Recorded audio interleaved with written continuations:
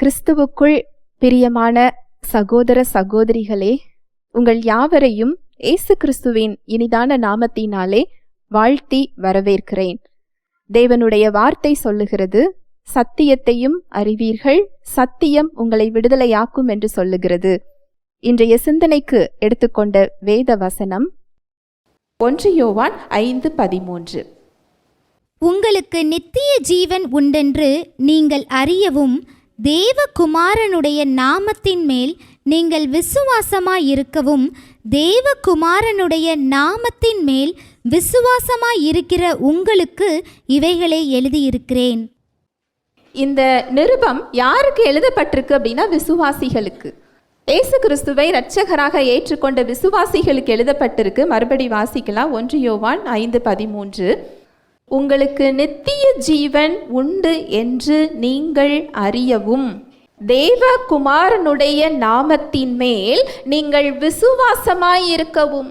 அந்த நாமத்தின் மேல உங்களுக்கு விசுவாசம் வரணும்னாலே உங்களோட நீதியை நீங்க அறிந்து கொண்டால்தான் என்ன செய்யும்? வரும். இந்த நீதி அப்படிங்கிறது நீங்க வெற்றியுள்ள ஒரு கிறிஸ்தவ வாழ்வு வாழ்கிறதற்கு நீங்கள் அறிந்து கொள்ள வேண்டிய மிக முக்கியமான ஒரு சத்தியம். தேவனோட உறவுல எந்த அடிப்படையில் நான் இணைக்கப்பட்டிருக்கிறேன்? உங்களுடைய அனுதின வாழ்க்கை, தேவனோட உறவுல நீங்க நெருங்கி செல்லக்கூடிய அனுபவம், இதெல்லாமே இந்த நீதியை நீங்க புரிந்து கொண்டால்தான் உங்களால் அந்த இடத்துக்கு என்ன செய்ய முடியும்? செல்ல முடியும். இயேசுங்கிற நாமம் 3 உலகத்தையும் ஜெயித்த நாமம். மேல வானம், பூமி, பூமிக்கு கீழே உள்ள பாதாளம், இந்த 3 உலகத்தையும் ஜெயித்த நாமம் தான் என்னது? இயேசு என்கின்ற நாமம்.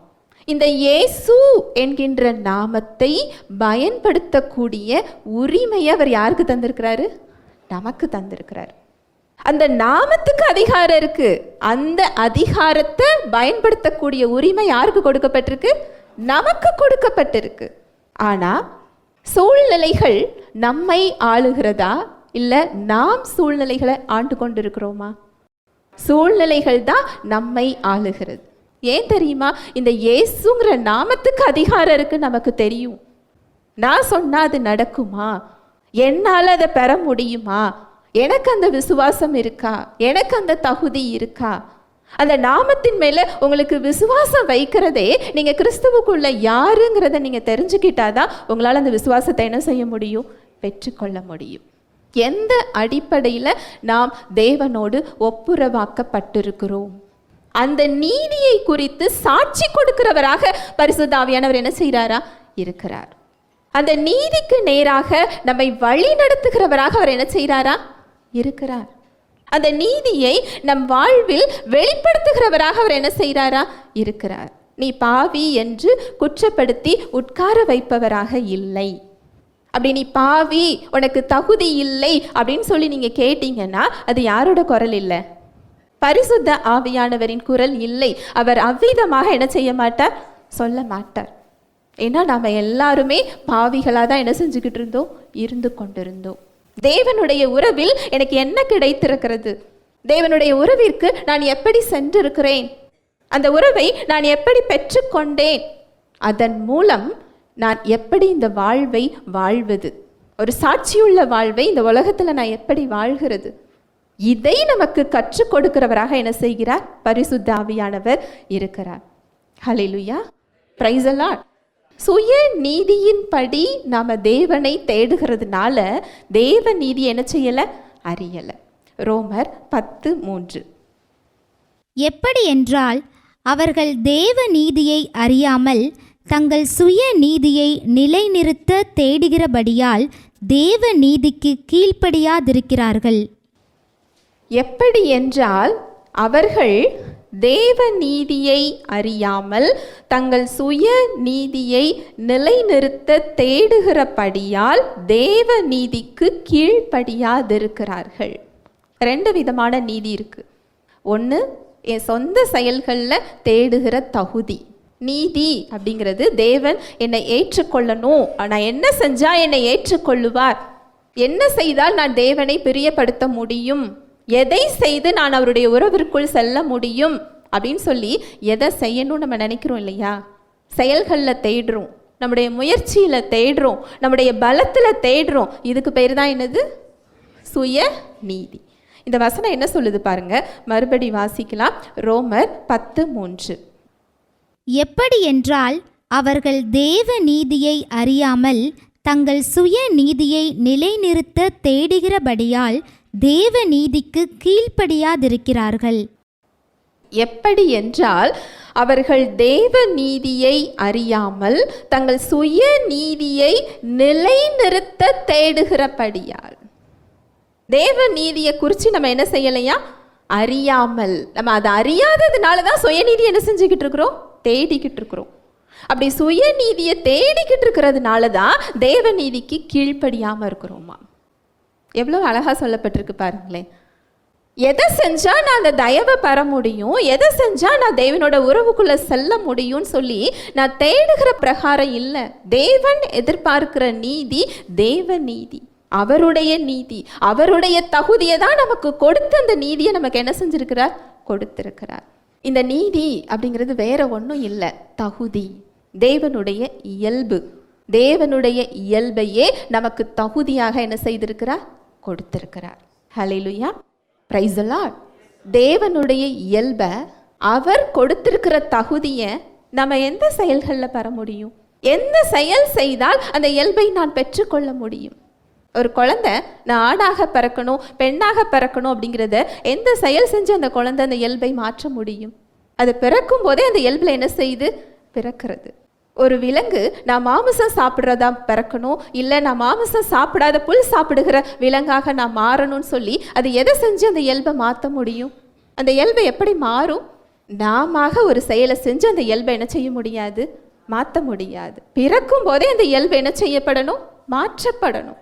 அதுபோல எப்பொழுது ஆதாம் பாவத்திற்கு கீழாக சென்றாரோ ஆவியில் மரித்த நிலைமைக்கு அவர் சென்றார்.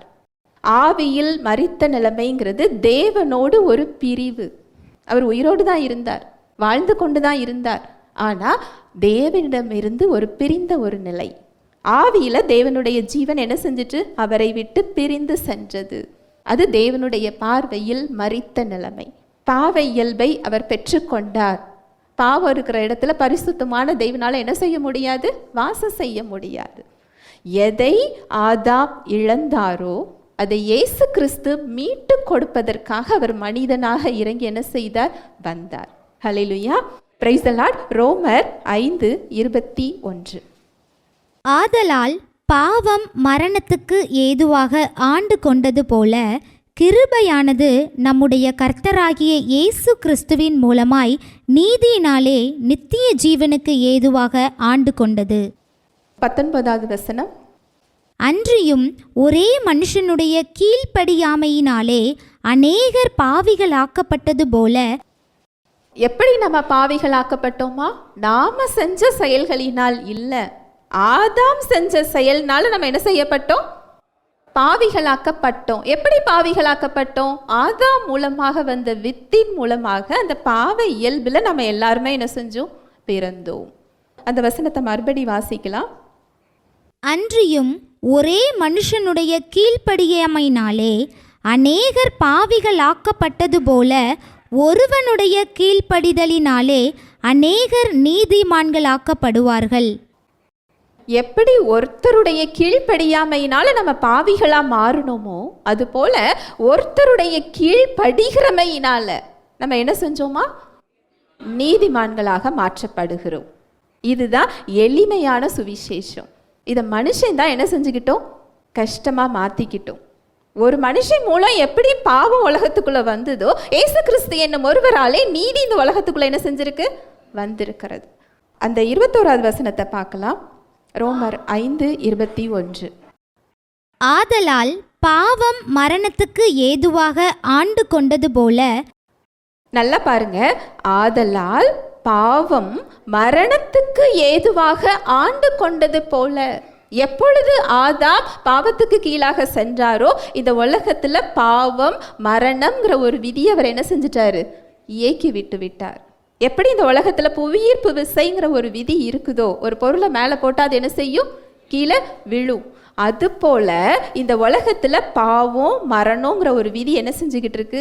இயங்கிக்கிட்டு இருக்கு. அதனால தான் பிறக்கும் போதே குழந்தை எப்படி பிறக்குது? நோயோட பிறக்குது, ஒரு உறுப்புகள் குறைபாடோட பிறக்குது. அது என்ன பாவம் செஞ்சுது? எதனால் அந்த குறைபாடோட அந்த குழந்தை பிறக்குது? பாவம் மரணங்கிற ஒரு உலகத்துக்குள்ள அது கால் எடுத்து என்ன செய்யுது? வைக்கிறது. இந்த உலகத்தில் அந்த விதி என்ன செய்யுது? இருக்குது. ஆனால் நற்செய்தி என்ன அப்படின்னா, இந்த வசனத்தை மறுபடி வாசிக்கலாம். ரோமர் 5:21. ஆதலால் பாவம் மரணத்துக்கு ஏதுவாக ஆண்டு கொண்டது போல கிருபையானது நம்முடைய கர்த்தராகிய இயேசு கிறிஸ்துவின் மூலமாய் நீதியினாலே நித்திய ஜீவனுக்கு ஏதுவாக ஆண்டு கொண்டது. கிருபையானது நம்முடைய கர்த்தராகிய இயேசு கிறிஸ்துவின் மூலமாய் நீதியினாலே நித்திய ஜீவனுக்கு ஏதுவாக ஆண்டு கொண்டது. இந்த நித்திய ஜீவனுக்கு ஏதுவாக ஆண்டு கொள்றது எது மூலமா ஆண்டு கொள்ளப்படுதா? நீதியின் மூலமாக. இயேசு கிறிஸ்து கொடுத்த அந்த நீதியின் மூலமாக தான் அந்த கிருபையை, அந்த நித்திய ஜீவனை இந்த உலகத்தில் நம்ம என்ன செஞ்சிருக்கிறோம்? பெற்றிருக்கிறோம். அந்த தகுதியை, நாம் பெறக்கூடிய தகுதியை கொடுத்து தான் அந்த வாழ்வை அங்கு தேவன் நமக்கு என்ன செய்திருக்கிறார்? கொடுத்திருக்கிறார். நீதிங்கிறது வேற ஒன்றும் இல்லை, தகுதி, பெற்றுக்கொள்ளக்கூடிய தகுதி, தேவனுடைய இயல்பு, அவர் பக்கத்தில் போய் சென்று நிற்கக்கூடிய தகுதிக்கு பேர் தான் என்னது? நீதி. இந்த தகுதியையும் நமக்கு கொடுத்து நித்திய ஜீவனையும் அவர் நமக்கு என்ன செஞ்சிட்டாரா? கொடுத்து விட்டார். ஹல்லேலூயா, பிரைஸ் தி லார்ட். பரிசுத்த ஆவியானவர் தாமே தேவ வார்த்தையோடு கூட உங்கள் யாவரோடும் இடைப்பட்டார் என்பதை விசுவாசிக்கிறேன். தேவ வார்த்தையில் சொல்லப்பட்ட சத்தியத்தின்படி சிந்திக்க, செயல்பட இன்று நாம் தீர்மானம் எடுப்போம். தேவனுடைய கிருபையும் சமாதானமும் உங்கள் அனைவரோடும் கூட என்றைக்கும் இருப்பதாக. ஆமேன்.